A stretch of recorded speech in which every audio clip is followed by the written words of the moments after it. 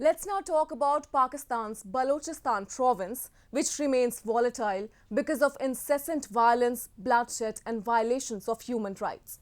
It is not only the civilians, but the Pakistani security forces in Balochistan have also suffered casualties with rising rift and ongoing nationalist movement. We take a look. Balochistan is Pakistan's largest but least populated province, which has been witnessing mayhem for the past several decades. Frequent blasts, encounters, and kidnappings make it a volatile region. On January 10, an explosion at Turbat Cinema Bazaar injured 4 people. The attack was believed to be carried out by Baloch nationalists seeking to target Frontier Corps checkpost. Such attacks are frequent in Balochistan as the Baloch have continued to wage an armed struggle against Pakistan's forceful occupation. Pakistani authorities are doing all they can to destroy the culture, language, identity, and social fabric of Baloch society to quell the Baloch national struggle.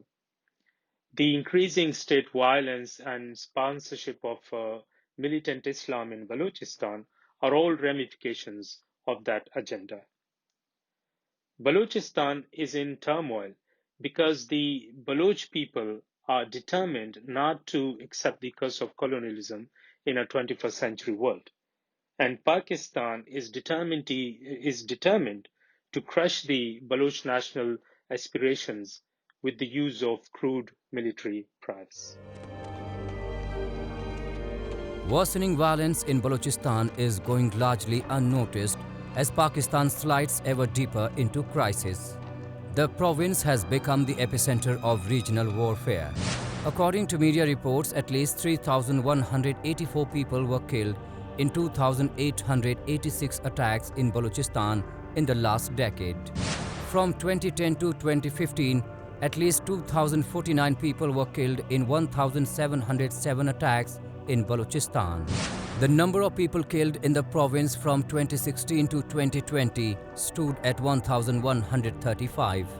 Overall, Balochistan witnessed 1,185 deadly attacks during this period, which killed 1,126 Pakistani security personnel.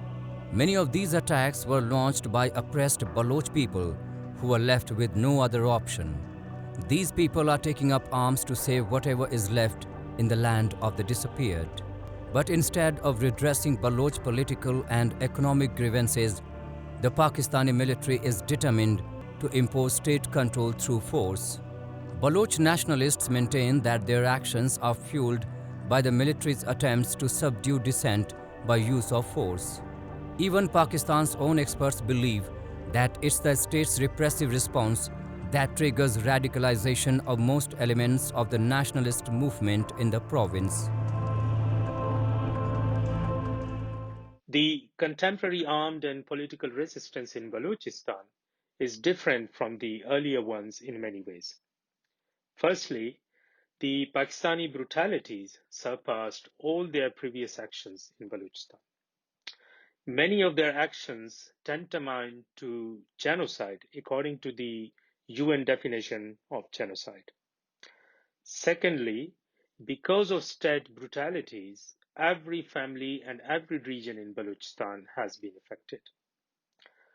Thirdly, because of the increased fear among the Baloch that their language and cultural traditions are in mortal danger because of state-sponsored Islamization programs and the imposition of Urdu as their national language. Fourthly, resistance is gaining ground because of the active participation of a newly educated class among the Baloch.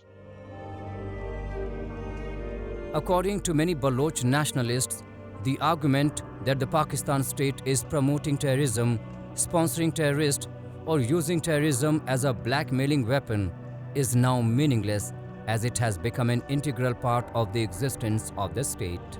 Surviving the savagery and barbarism unleashed by the state-backed forces isn't the only major task for the people of Balochistan though. They stare at a bleak future, looking on helplessly as the Chinese take control of their mineral-rich land under the pretext of China-Pakistan Economic Corridor, fortifying and fencing areas like the port city of Gwadar.